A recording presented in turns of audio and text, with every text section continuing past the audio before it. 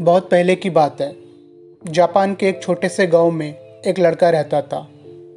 वह लड़का बहुत कुशल धनुर्धर था और उसे धनुर्विद्या में निपुणता हासिल थी। उसने आसपास के गांव की कई तीरंदाजी प्रतियोगिता में हिस्सा लिया था और सभी को जीत चुका था। लेकिन ऐसा करते करते उसके अंदर अहंकार आ गया था। अब वह जहां भी जाता लोगों को उससे मुकाबला करने की चुनौती देता और उन्हें हराकर उनका मजाक उड़ाता। एक बार उसने एक प्रसिद्ध जैन मास्टर को चुनौती देने का फैसला किया और सुबह सुबह पहाड़ों के बीच स्थित उनके मठ में जा पहुंचा।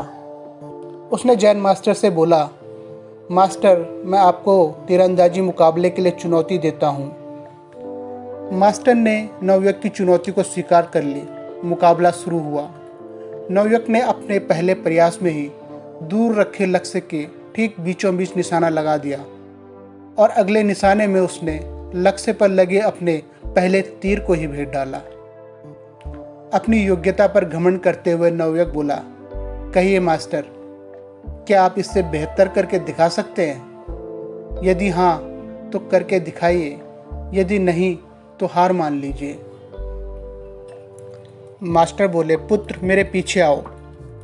मास्टर चलते चलते एक खतरनाक खाई के पास पहुंच गए।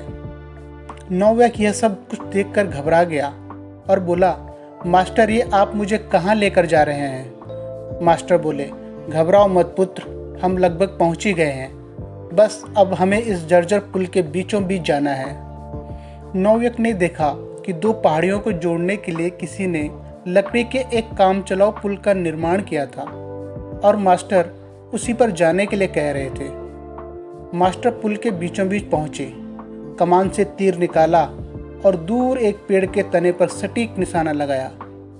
निशाना लगाने के बाद मास्टर बोले, आओ पुत्र, अब तुम भी उसी पेड़ पर निशाना लगाकर अपनी दक्षता सिद्ध करो। नवयुवक डरते डरते आगे बढ़ा और बेहद कठिनाई के साथ उसने कमान से तीर निकाला और उसने जब निशाना लगाया तो उसका निशाना लक्ष्य के आसपास भी नहीं लगा। नवयुवक निराश हो गया और अपनी हार स्वीकार कर ली। तब मास्टर बोले, पुत्र, तुमने तीर धनुष पर तो नियंत्रण हासिल कर लिया है, पर तुम्हारा उस मन पर अभी भी नियंत्रण नहीं है जो किसी भी परिस्थिति में लक्ष्य को भेदने के लिए आवश्यक है।